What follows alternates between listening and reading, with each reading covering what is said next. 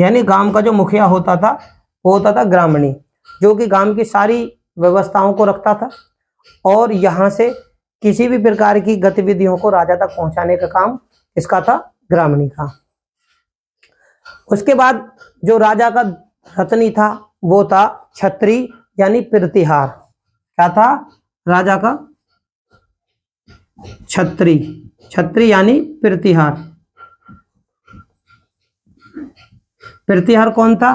ये जो प्रतिहार था इसका काम था द्वारपाल।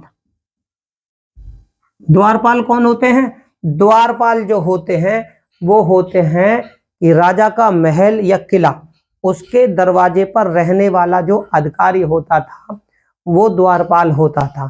ठीक है ना। इसका काम क्या था? द्वार की यानी कि किले की सुरक्षा करना। किले का जो द्वार है उसकी सुरक्षा करने का जो कार्य होता था वो छत्री यानी प्रतिहार, जिसको बोलते हैं द्वारपाल, ये उत्तर वैदिक काल के दौरान होते थे। संगृहीति क्या था?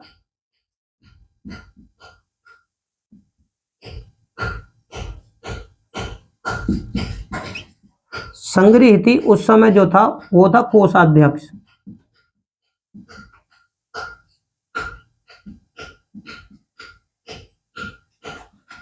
क्या था? कोषाध्यक्ष।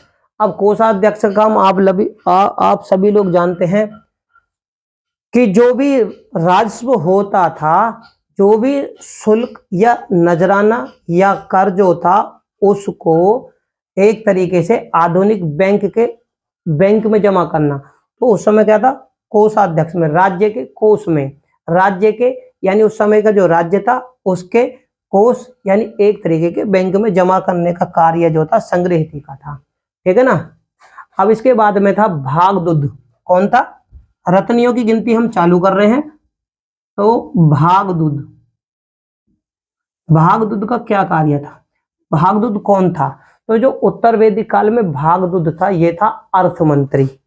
कौन था उस समय उत्तर वैदिक काल में? तो ये था अर्थमंत्री। और अर्थमंत्री का कार्य आप भी जानते हो, है ना। तो उस समय का जो व्यवस्था थी, ठीक है ना, उसकी आर्थिक गतिविधियां पर और शुल्क को प्राप्त करने के लिए जो किया जाता है ना, शुल्क पे नजर रखने के लिए, शुल्क कहाँ से आना है, किस किस विभाग से आना है, किसके माध्यम से आना है, तो ये सारी जो थे ये अर्थमंत्री का देखरेख के कार्य करते थे। इनको ना अर्थमंत्री को कर संग्राहक भी बोला जाता था ना, कर,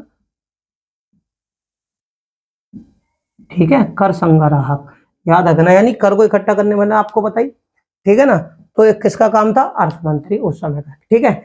इसके बाद में रत्नियों की गिनती की बात करूं तो राजा के सहयोग के लिए ना एक जो थे उस समय थे अक्षवाप। ठीक है, अक्षवाप। अक्षवाप कौन थे भाई? कौन थे? अक्ष, ये भी एक रत्नी थे, अक्षवाप। अक्षवाप का क्या कार्य था? ये राजा के लिए क्यों महत्वपूर्ण होते हैं? तो राजा जब खेलते थे ना भाई, राजा अपने मनोरंजन के लिए अपने राज्य में खेलते थे, तो खेल में सहयोग करने के लिए, ठीक है। अब मान लो कोई राजा पासे का खेल खेल रहे हैं ना, पासे, उस समय पासा बहुत ज्यादा मशहूर था। पासे के खेल में, पासे के खेल में ये क्या था? राजा का सहयोगी। ठीक है, ये राजा का सहयोगी था पासे के खेल में। कि या का नाम, इसका नाम क्या था? तो अक्षवाप था। ठीक है। पालागाल, तो उत्तर वैदिक काल में पालागाल का क्या कार्य था राज व्यवस्था में? पालागाल जो था होता था, ये उस समय जो राजा होते थे उस राजा का क्या था? मित्र। ठीक है, रत्नियों में राजा का मित्र कौन था? पालागाल। इसके बाद देखो राज्य की व्यवस्था चलानी है, राजनीतिक व्यवस्था की बात कर रहे हैं, तो इसके बाद जो था विदूषक। कौन था? विदूषक। अब विदूषक कौन थे? ये उस समय के राजा को हर तरीके की गतिविधियों का, यानी संदिग्ध गतिविधियां हो, षड्यंत्र वाली गतिविधियां हो, ठीक है, अच्छे काम की कोई भी जानकारी हो, ठीक है, तो सबसे पहले राजा के पास पहुंचाने का जो कार्य होता था वो विदूषक महोदय जो कि 12 रत्नियों में जिनका नाम है, इनका कार्य होता था। गोवीकर्तन, गोवीकर्तन एक थे गोवीकर्तन,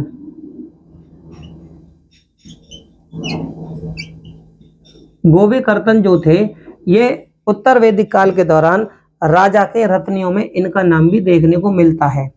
ये वो शख्स थे, यानी ये वो क्या अधिकारी थे, ठीक है ना, जो कि शिकार के दौरान, ठीक है, राजा अगर शिकार पे जाते हैं तो शिकार के समय, ठीक है, ये राजा का सहयोग करते थे। क्या करते थे?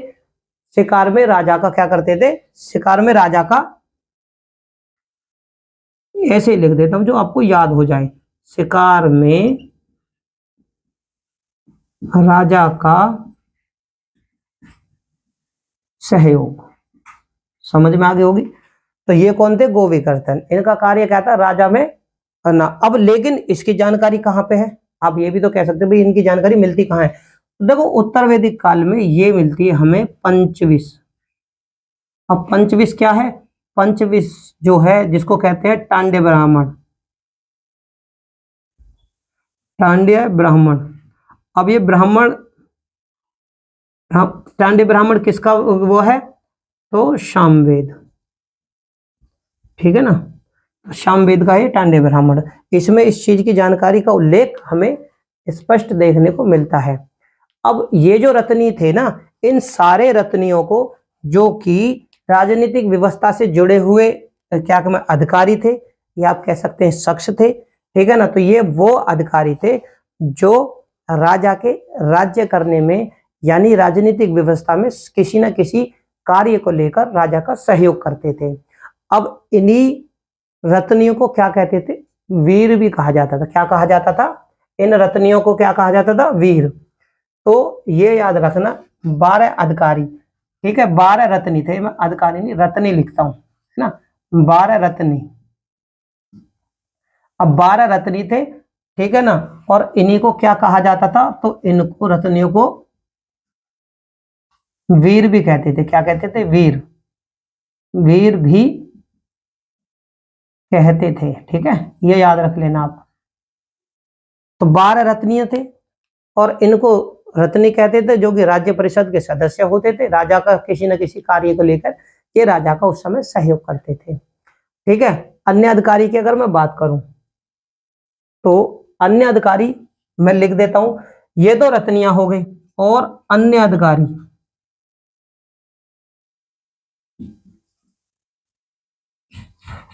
अब अन्य अधिकारी की अगर मैं बात करूं तो राजा के सहयोग के लिए अन्य अधिकारी भी थे, और उन अन्य अधिकारियों में था स्थपति। स्थपति का क्या कार्य था? जो ये स्थपति था, ये राजा के जो सीमांत थे,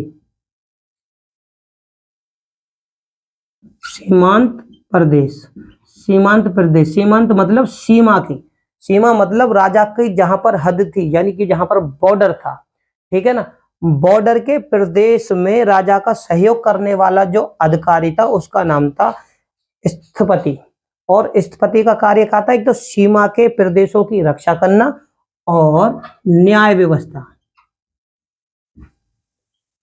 ठीक है, न्यायाधीश यानी न्याय व्यवस्था का देखरेख करने का जो कार्य था ना, यानी कि इसे न्यायिक अधिकारी,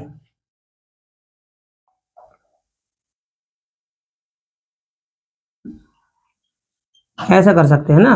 तो उस समय का सीमा का जो अधिकारी होता था राजा का, बाद में स्थपति के हाथ में बागडोर होती थी, ये उन सारी चीजों को देखता था। बात करें इसके बाद में वहां राजा का सहयोग के लिए अन्य अधिकारी की अगर मैं बात करूं तो एक तो स्थपति, और जो दूसरा था उसका नाम था सतपति। क्या था? सतपति। सतपति का क्या कार्य था? ये सतपति थे कौन? तो भैया उत्तर वैदिक काल में राजा के सहयोग के लिए जो सतपति नाम का अधिकारी था, ये 100 गांव के समूहों का, ठीक है ना, 100 गांव के समूह, ये 100 गांव के समूहों का क्या था, 100 गांव के समूहों का अधिकारी था, ठीक है ना, क्या था, 100 गांव के समूह का अधिकारी था। मैंने आपको जैसे पिछली वीडियो के माध्यम से बताया। क्यों भाई, ऋग्वेद में क्या था, सभा, समिति, विदत और गण, ये चारों संस्था देखने को मिलती हैं, लेकिन उत्तर वैदिक काल में विदत और गण ये लुप्त हो गई। क्या हो गई, विदत और जो गण थे ये लुप्त हो जाती है, केवल सभा और समिति रह जाती है। और सभा और जो समिति थी, इनको ही अथर्ववेद में प्रजापति की 2 पुत्रियां कहा गया है, ठीक है। इन्हीं के पास में वो पावर थी जो राजा की निरंकुशता हुई, या फिर राजा की जो पावर थी, जो राजा अत्याचारी, उन पर रोक लगाने की जो क्षमता थी, वो सभा और समितियों पर होती थी।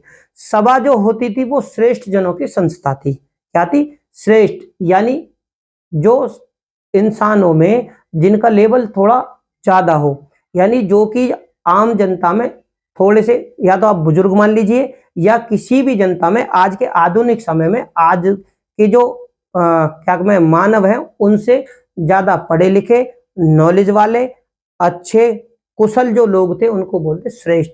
तो ठीक है ना, सभा जो थी वो श्रेष्ठ जनों की संस्था थी। अब इस सभा को क्या है, नरिष्ठा, इस सभा को क्या बोलते थे, याद रखना जो मैंने आपको बताया। देखो सभा ना, सभा एक थी सभा, ठीक है, और सभा किसकी थी, तो श्रेष्ठ जनों की सभा थी, इसको नरिष्ठा, ठीक है, नरिष्ठा भी बोला जाता है। नरिष्ठा का मतलब जानते हो क्या है, नरिष्ठा होती है अनुल्लंघनीय, ठीक है, क्या था, अनुल्लंघनीय। नरिष्ठा का क्या है,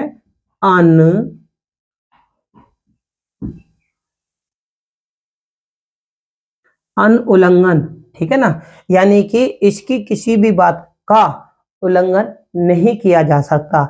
यानी अगर सभा, जिसको नरिष्ठा कहते हैं, इसने कोई फैसला किया तो उसका उल्लंघन नहीं हो सकता था, ठीक है ना। इसकी जानकारी अब ये क्या होगी कि भाई इसकी जानकारी किस में है, तो इसकी जानकारी है अथर्ववेद में, ठीक है, अथर्ववेद में। ये चीज आप नोट करते रहना, ठीक है, तो किस में है, अथर्ववेद में, ठीक है। अब इसके बाद में देखो, सभा के बारे में मैंने बताया, श्रेष्ठ जनों की संस्था होती थी। इसके बाद समिति, समिति क्या थी, जो समिति थी ना, समिति जो थी वो केंद्रीय, क्या थी, केंद्रीय सभा, या फिर आप कह सकते केंद्रीय संस्था, है ना, राज्य की केंद्रीय संस्था थी। क्या थी, राज्य की केंद्रीय संस्था थी। सामान्य, इसको क्या बोलते थे, इसे सामान्य जनों की संस्था भी कहा जाता है। क्या कहा है, सामान्य जनों की संस्था।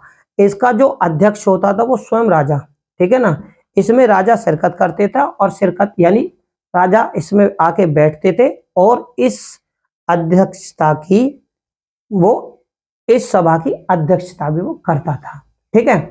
अब मैंने आपको बताया भाई, देखो सभा और समिति तो हमें देखने को मिलती है उत्तर वैदिक काल में, लेकिन हमें विदत और गण उस समय तक विलुप्त हो चुकी थी, इनका कुछ साक्ष्य उत्तर वैदिक काल में मिलता नहीं है। तो ये वो लोग थे, या फिर आप ये कह सकते हैं कि ये वो रत्नी थे, और ये वो संस्था थी जो किसी न किसी कार्य के माध्यम से राजा का सहयोग राजनीतिक व्यवस्था के अंतर्गत करते थे। इसी प्रकार अगर मैं अन्य अधिकारियों की बात करूं, तो एक थे सुत और ग्रामीण। सुत और ग्रामीण जो थे, उनको क्या है, उत्तर वैदिक काल में क्या करते थे, अराजनोकर्ता, ठीक है। क्या कहा गया भाई, देखो सुतकार जो थे, मैंने आपको बताया, सुतकार जो राजा का सारथी था, इसको क्या कहा जाता था, अराजनो,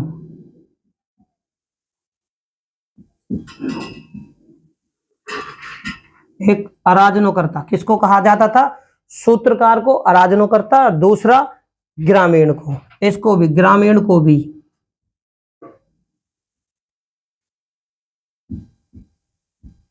ठीक है, अराजनोकर्ता इन दोनों के लिए बोला जाता था उस समय, सूत्रकार और ग्रामीण।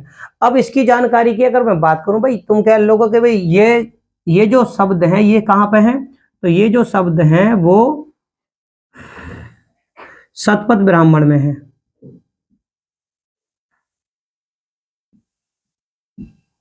शतपथ ब्राह्मण। अब शतपथ ब्राह्मण जो है वो यजुर्वेद का ब्राह्मण ग्रंथ है। वो सारी जानकारी देने की कोशिश करूंगा जो पेपरों में पूछा जा सकता है या पूछी गई है, ठीक है ना। तो शतपथ ब्राह्मण यजुर्वेद, ठीक है जी। तो इनको कहा जाता था, ठीक है। इसी प्रकार देखो क्या कहते मंत्री, मंत्री मैंने आपको बताया ना, जो मंत्री थे उनको जो ना राजनोकर्ता कहते थे। क्या कहते थे? मंत्री को राजनोकर्ता। मंत्री, हाँ ये रहे, मंत्री को क्या कहा जाता था? राजनोकर्ता, ठीक है। तो ये जो शब्द थे ये मंत्री के लिए भी उस समय कहा जाता था। मेरे प्यारे साथियों, चैनल मेरा नया है, अगर मेरी वीडियो आपको अच्छी लगे तो इसे ज़्यादा से ज़्यादा लाइक करें, शेयर करें। चैनल पर नए हो तो चैनल को सब्सक्राइब करें। इनसे संबंधित क्वेश्चन पेपरों में किस प्रकार से पूछे जाएंगे वो हम अपनी आने वाली वीडियो के माध्यम से आप लोगों तक जरूर पहुंचाएंगे। धन्यवाद।